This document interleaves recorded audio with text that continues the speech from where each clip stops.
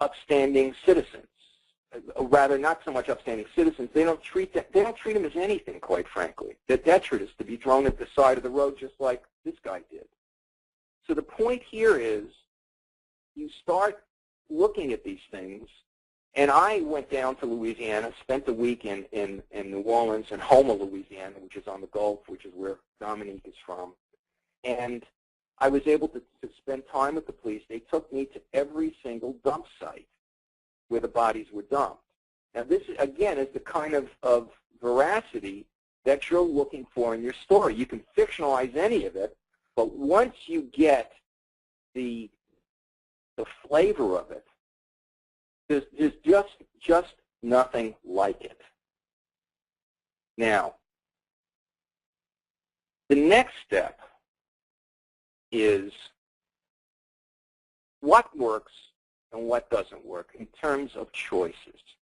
This is very, very important.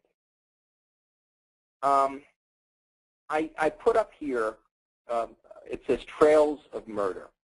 Trails of Murder is a book that I did about a serial killer named Gary Michael Hilton.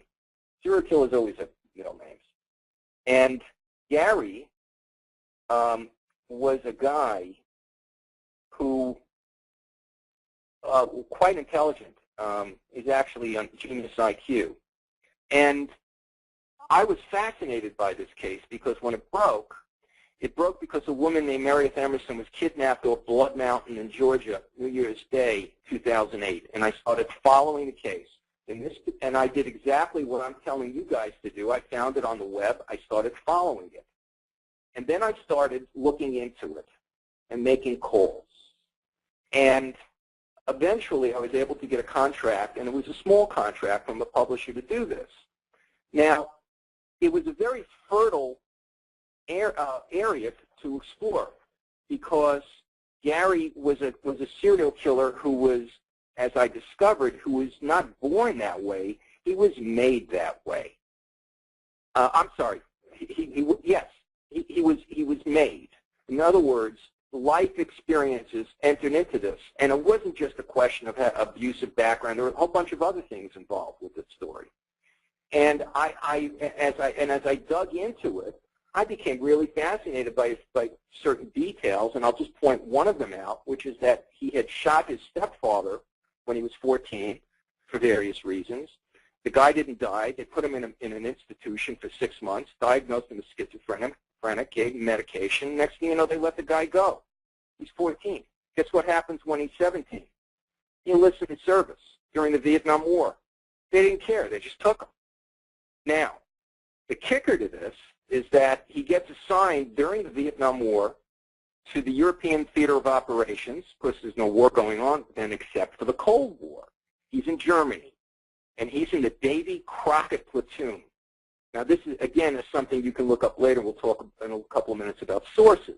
Now, in this case, I discovered that the Davy Crockett platoon deployed mortar-fired nuclear weapons. Well, they're more like missiles.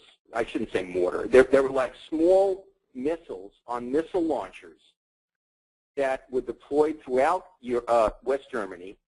And if the Russians or the East Germans came over the horizon, they were supposed to launch. Now, that, of course, is one of the stupidest ideas any of us have ever heard. But here you put in this platoon, a guy who already has shot somebody. And so now literally a future serial killer has his finger on the nuclear trigger.